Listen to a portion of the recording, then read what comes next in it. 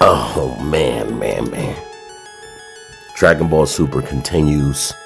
GT fans continue to divert away from what the topic initially was.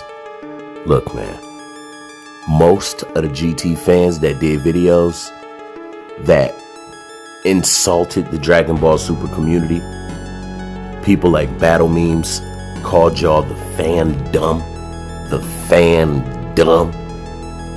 or specified that Dragon Ball fans or Dragon Ball Super fans are just always these, pardon for a better term, bozos, basically.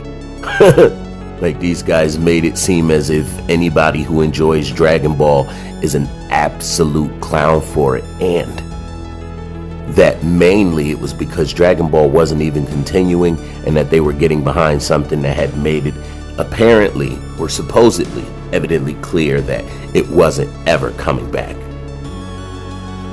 Just saying this to people and basically telling them, like, there's multiple people who's doing this, and that had them basically feeling like, okay, we under their skin. Okay, we've painted the narrative that you shouldn't even, that you foolish for even thinking this. You shouldn't even be thinking that Dragon Ball Super is continuing.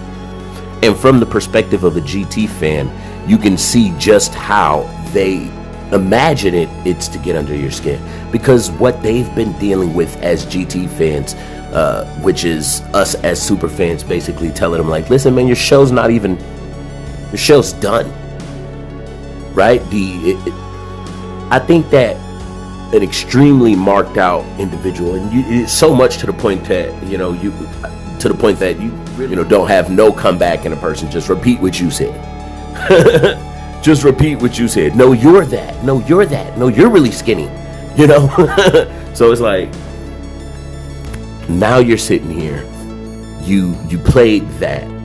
You don't have that anymore. And I get it, because Dragon Ball GT fans probably feel as if everything they liked was just snatched out of their fingertips, and Super Saiyan 4 was the last thing. We reacted to content that, even content that's probably going to be back real soon. You probably gonna see that back real soon.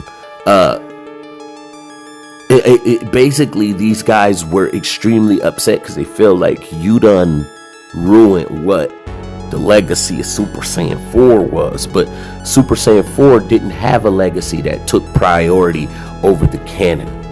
Okay? Like the same way I described it before, man. They allowed you to use their space, to use an area that was already theirs, to create something that isn't affiliated with their menu. They let you create a little lemonade stand out there. You might use their cups or something, or they might fund this, that, or the third for you, or allow you to, sit next to them. But at the same time, we have to understand this ain't canon to their menu. This ain't, it's under the context that they describe. So when they say, hey man, this ain't real, this ain't something that really happened in the Dragon Ball, story,